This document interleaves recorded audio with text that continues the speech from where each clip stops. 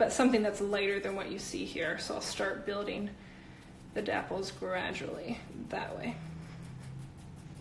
Now you could definitely start lighter and keep building like around the dapples darker.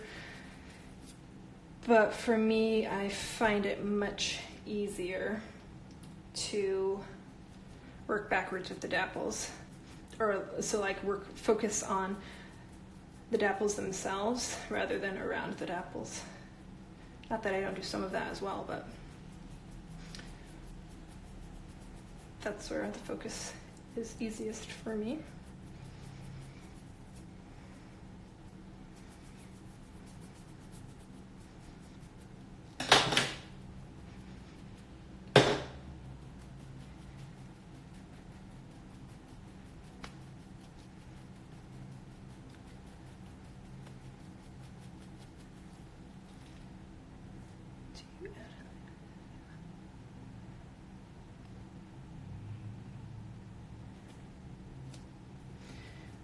A good place to get oils. So I usually order my art supplies from Jerry's Artorama or Dick Blick.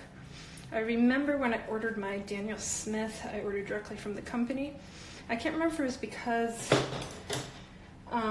Dick Blick and Jerry's did not carry Daniel Smith. I don't remember why.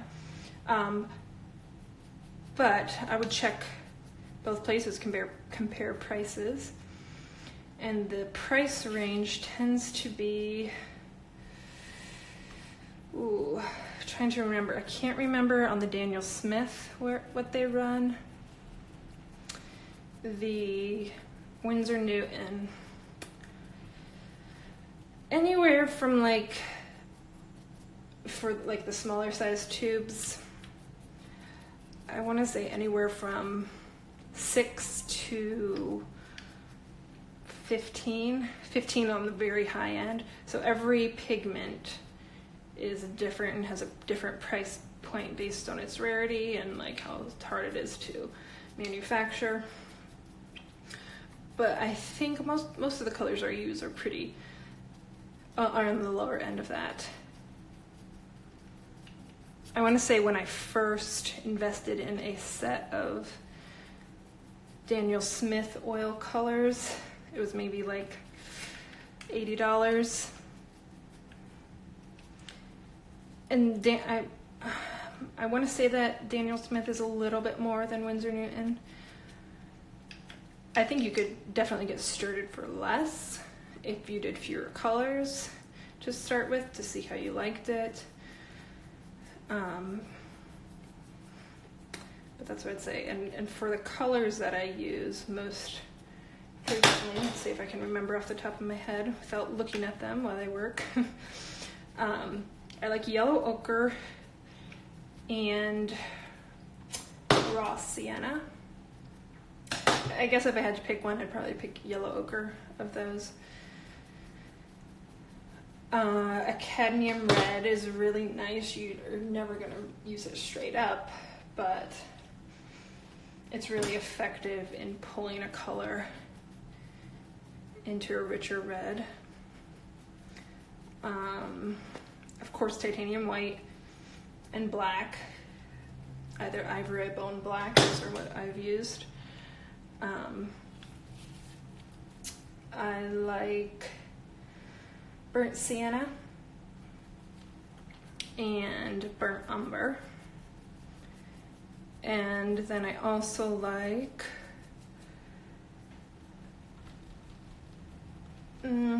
I'd say that'd probably make a pretty decent core. I also really like, in addition to that, a Naples yellow. I think that's what it is. Though I think you could probably get away without that. And I also really like raw umber and raw umber violet. And then of course occasionally I'll add magenta or ultramarine in very light quantities depending on the color. But I guess to recap, probably my recommended core would be black, titanium white, burnt umber, burnt sienna, cadmium red, yellow ochre. I think that would probably give you the ability to create just about any color.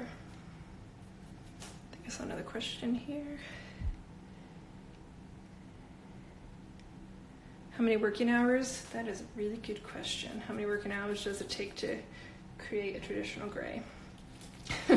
So I'm very bad at actually recording the hours spent. Well, maybe if I actually film all of this, I'll have an answer for that. We'll see.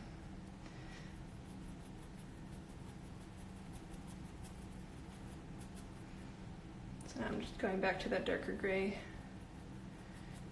Get her underside.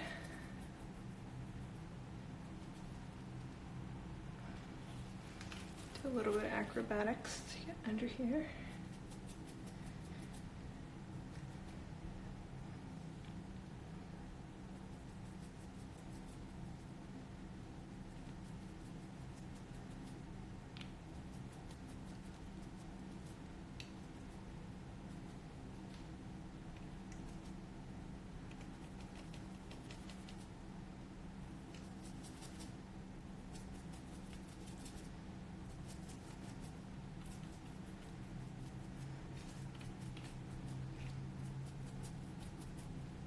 I think grays are definitely very tricky in detail, but as far as color, they're much more forgiving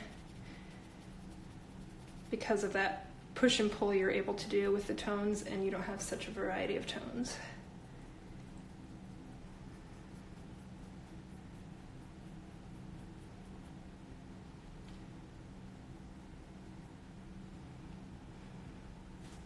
My favorite dryers for oils, I have used cobalt dryer for most of my models that I've done. And how I use that, I will make a little like quarter or $50 size pool of the refined linseed oil on my palette and add just like a drop of the cobalt dryer. Because if you get too much of that, you could definitely have trouble with your paint starting to get tacky before you're done working with it, even worse than what's happening now. And what I'm working with right now, because I don't have any cobalt dryer right now, I need to get some more.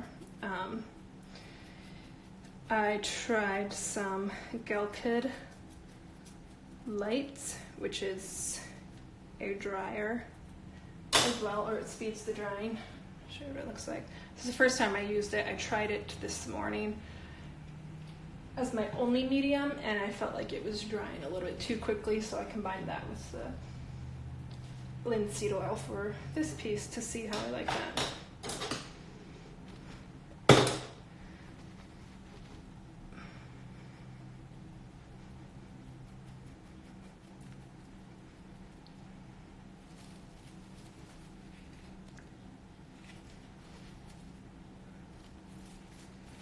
Okay, someone's asking what paint I use, but they don't have their sound on, so I use mostly Daniel Smith with Winsor Newton.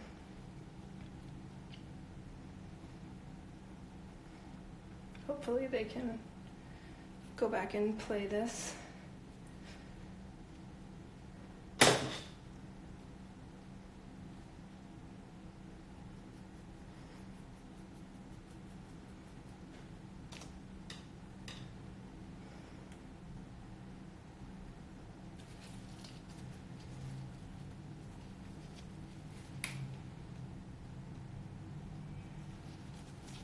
It takes some acrobatics, flipping a horse around.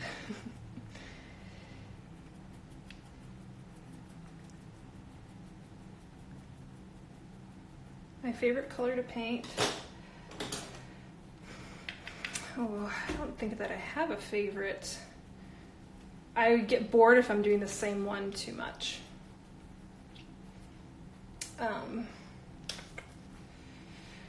It's hard. I would say that grays definitely are one of my very favorites, but they're also one of the most time consuming, so that can sometimes balance out how much I actually like to paint them.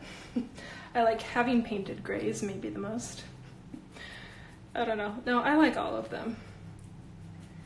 I've often really liked going for the unusual colors, but have lately found more of an appreciation for really simple but well done, more normal colors.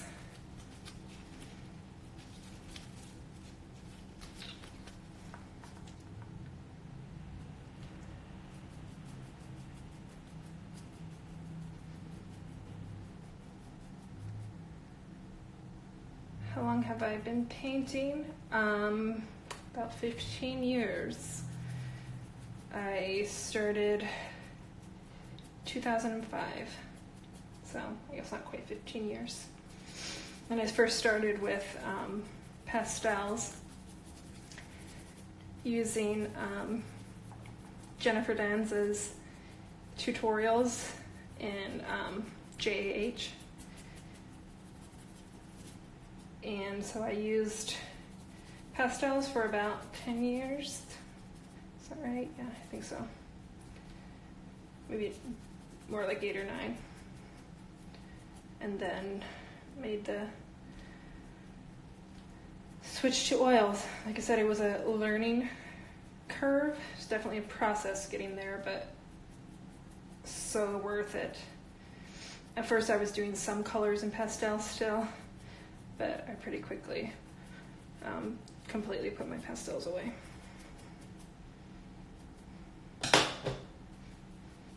And again, there are artists who work amazingly in pastels, and so it's all just finding what works the best for you.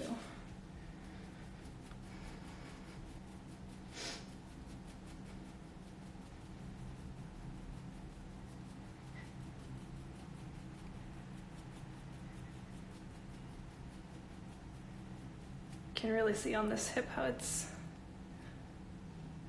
lifting. It's okay. It will still work for an initial layer.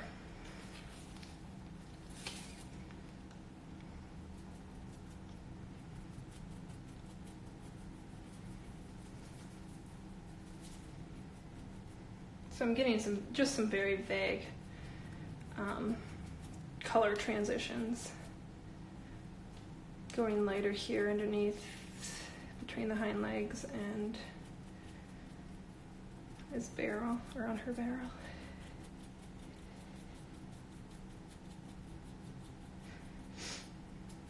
I also noticed I didn't do the legs. So she has a little bit more weight that I don't feel super comfortable holding her by just her tail.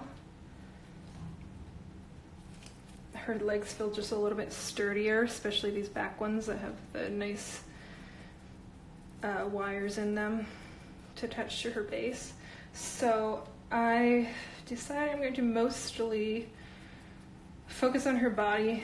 After that dries, do her legs. After they dry, do the body, back and forth, so that sometimes like I'll hold on to the back legs and do the front. But I think I might get a little bit better consistency in tones if I do the legs all at the same time. Like if I were doing a bay or a buckskin, the legs are essentially black, so I don't need to worry about that. So I would have filled in the front legs, but for this girl with the more detailed legs, I'm going to try to do them together. Gotta try to get this back leg. Okay, I'll set her down a little bit.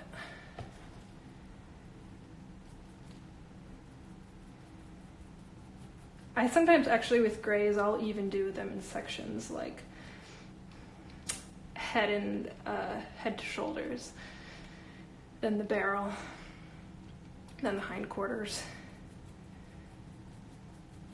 I tend to work, some artists might work one side then the other side. I feel like for myself, I get a little more consistency if I focus on both sides as I work it down, so that both sides match.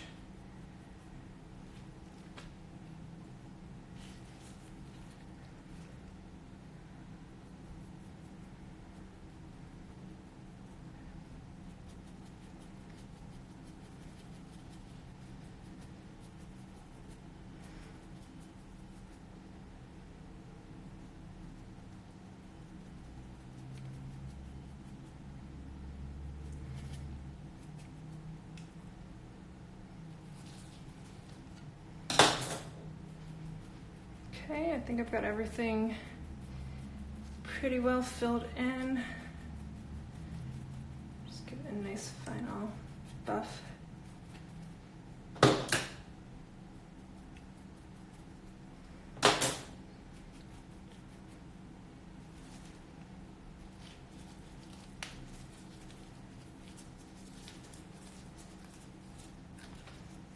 Really is, it does take acrobatics sometimes to figure out how to hold these.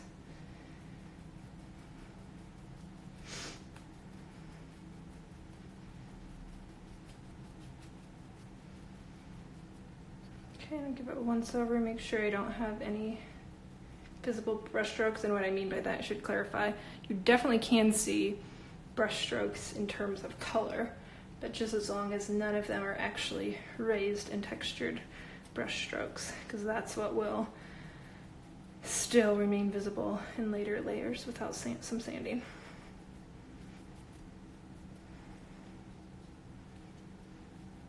Okay,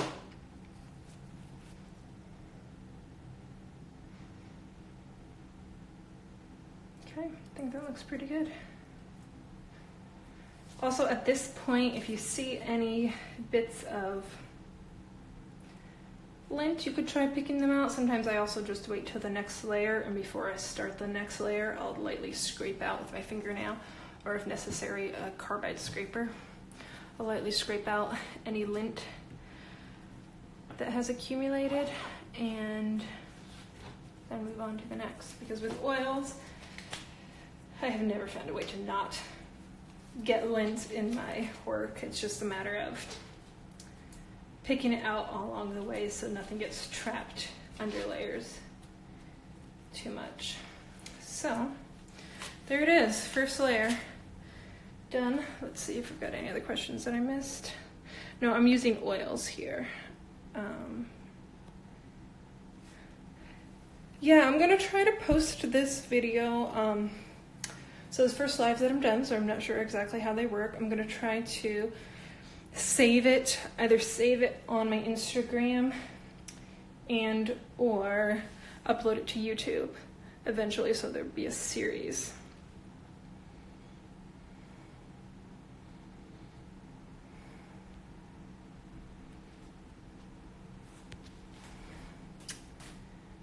Let's see if I missed anything else. Combine pigments with my oils.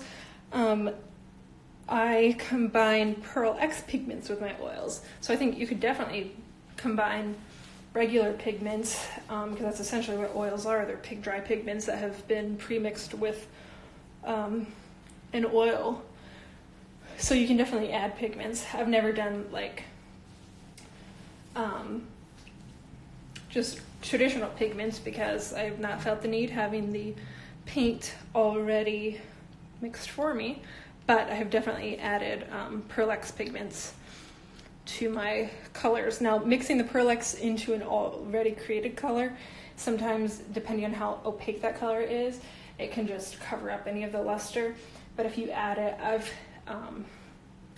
added Pearl X to models by mixing the Pearl X pigment with just a linseed oil to essentially create my own paint out of the Pearl X pigments.